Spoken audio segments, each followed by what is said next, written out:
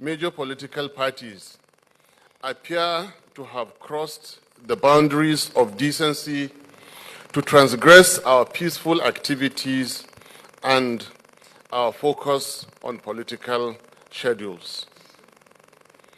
On the 29th of September 2022, an eminent group of statesmen under the aegis of the National Peace Conference brought together all presidential candidates to sign a peace accord, which represents an agreed code of conduct for the 2023 presidential elections. Ladies and gentlemen of the press, it is unfortunate that despite the noble objectives of this initiative, disinformation and misinformation about the Labour Party and its candidate have become fashionable in this election season. Recently, for example, there was a false narrative being spread nationwide that His Excellency Mr. Peter Obi is against the production of oil in the north. Nothing could be further from the truth. His Excellency Peter Obi repeatedly stated at various local and international fora that the greatest physical asset of Nigeria is the vast, rich land in the north, and declared his commitment as a visionary, transformative leader to exploit same for the overwhelming benefit of the Nigerian people. To the architect of consumption to production, oil in the north means more revenue for development, more jobs and opportunities. Earlier attempts to discredit Obi's candidacy through fabricated allegations of demolitions of mosques, internal deportation of northerners, issuance of ID cards, and ethnic hostilities were all resoundingly, conclusively proven to be false and without basis. As if those were not enough, just a few days ago, the presidential candidate of the APC, speaking in Delta State and referring to our presidential candidate, said it was a disgrace to mention his name.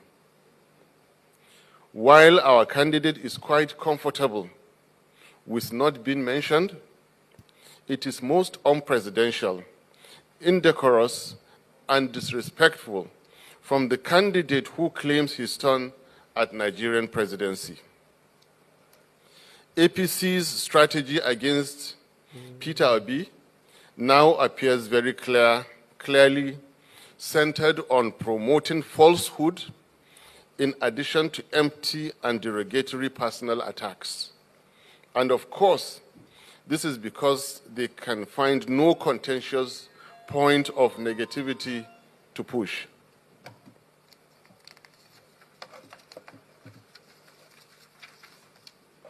Little wonder that their vice presidential candidate has consistently put to shame the noble heritage of the great Borno Empire in his unguarded and uncultured public pronouncements, which expose his intellectual laziness and discomfort with empirical facts and arguments. Regular insults, which have now become his trademark, have not spared the current vice president, whom he directed to go and sell ice cream, nor the former vice president, whom he described as a pure water seller, a noble venture which serves the populace better than a certain white substance. It is pertinent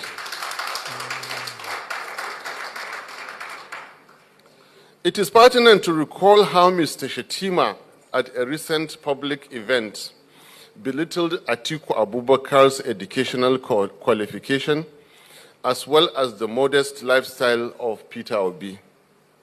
Clearly, Mr. Shettima is out of touch with reality and cannot understand that people like Peter Obi, who have reached the heights in business and material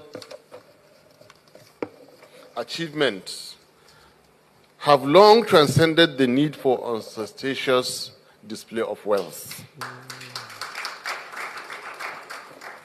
We congratulate Mr. Shettima on having improved his dressing.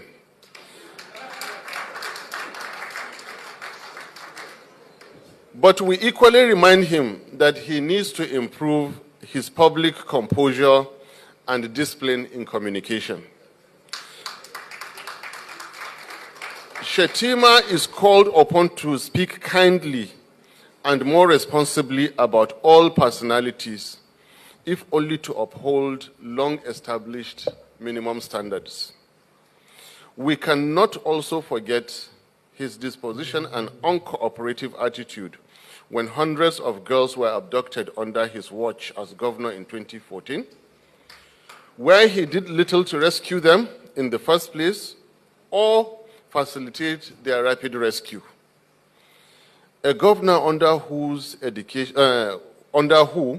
education was sustained as forbidden.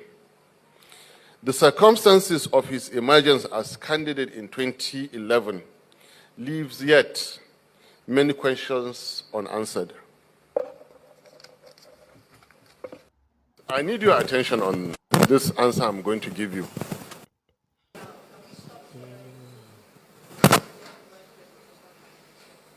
Maybe you switch off your own. Oh, okay. No one has ever heard me speak about the health conditions of Bola Ahmed Tinubu, or for that matter, any other person.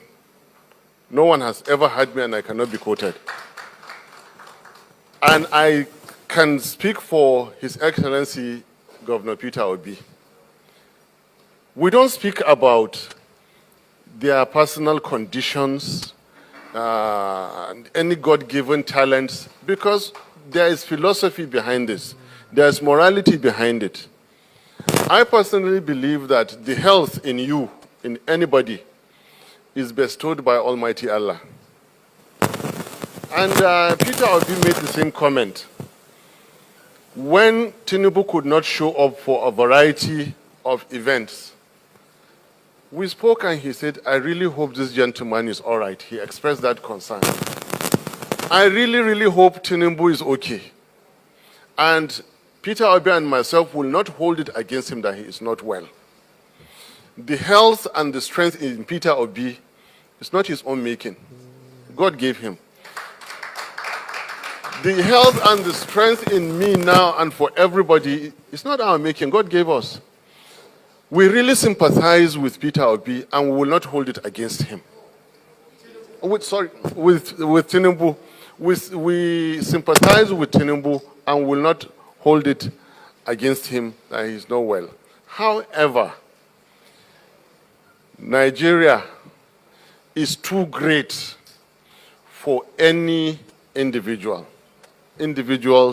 ambition, individual and group. Nigeria is too great. I refer us to President Goodluck Jonathan, who said his personal ambition is not worth the blood of any Nigerian, and handed over the government. A well-respected leader all over Africa, and indeed the world today, Bola Ahmed Tinubu, claims to be a godfather. He can continue to be a godfather if Nigerian presidency is not for him.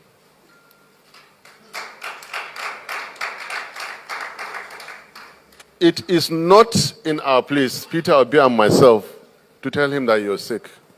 Please, go and relax. If you think you can, be our guest. Come to the field, we beat you.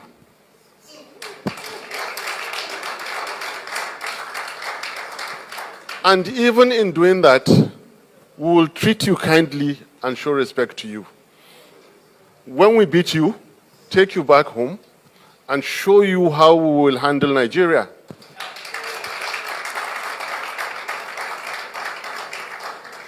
But Anybody who means well for Nigeria and knows that they have shortcomings, for God's sake, step aside. It is not the first time in our history. Step aside, give way. There are others who will do the job better. I thank you very much for coming. Thank you so much.